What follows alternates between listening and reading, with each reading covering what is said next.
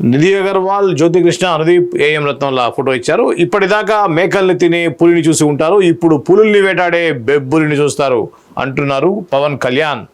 వీరమల్లు అనే యోధుడిగా ఆయన చేసిన సాహసాలు, పోరాటాలు ఎలాంటివో తెలియాలంటే హరిహర వీరమల్లు చూడాల్సిందే. పవన్ కళ్యాణ్ కథానాయకుడిగా తెరకెక్కిన చిత్రం ఇది. నిధి అగర్వాల్ కథానాయిక, బాబీ దేవోల్ ముఖ్య భూమిక పోషించారు. ఏఎం జ్యోతి కృష్ణ, క్రిష్ జాగర్లమూడి దర్శకులు. ఏ దయాకర్రావు నిర్మిస్తున్నారు. ఏఎం రత్నం సమర్పకులు. ఈ నెల 24న ఈ చిత్రాన్ని తెలుగులో పాటు తమిళ, హిందీ, కన్నడ, మలయాళ భాషల్లో ప్రేక్షకుల ముందుకు రానుంది. ఈ సందర్భంగా గురువారం హైదరాబాద్లో ట్రైలర్ ఆవిష్కరణ కార్యక్రమం జరిగింది.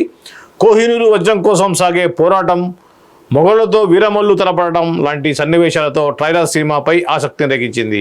ట్రైలర్ ఆవిష్కరణ వేడుకలో ఏఎం రత్నం మాట్లాడుతూ పవన్ కళ్యాణ్ చేసిన పూర్తి స్థాయి పాన్ ఇండియా చిత్రం ఇది.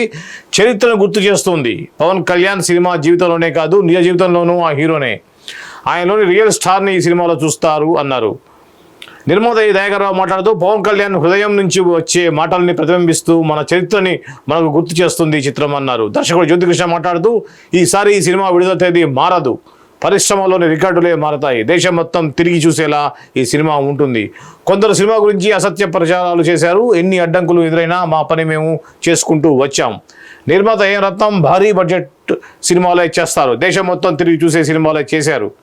అలాగే ఉంటుంది ఈ చిత్రం. పవన్ కళ్యాణ్ ఇమేజ్కి ఎంత బడ్జెట్ పెట్టినా తక్కువే అనిపిస్తుంది. ఈ సినిమా 100% స్ట్రైక్ రేట్తో మరో భారీ విజయం సాధించబోతోంది. ఈ సినిమాని నేను ఒక్కడినే చేశానంటే తప్పు. ఈ సినిమాకి మంచి పునాది వేశారు దర్శకుడు క్రిష్. విలువైన సమయాన్ని కేటాయించి ఈ సినిమా ప్రయాణంలో మాకు అండగా నిలిచారు త్రివిక్రమ్. మంచి సినిమా అందించేందుకు సమయం తీసుకున్నాం అన్నారు. ఈ సినిమాతో ఖచ్చితంగా బ్లాక్ బస్టర్ విజయాన్ని అందుకోబోతున్నాం అన్నారు నిధి అగర్వాల్.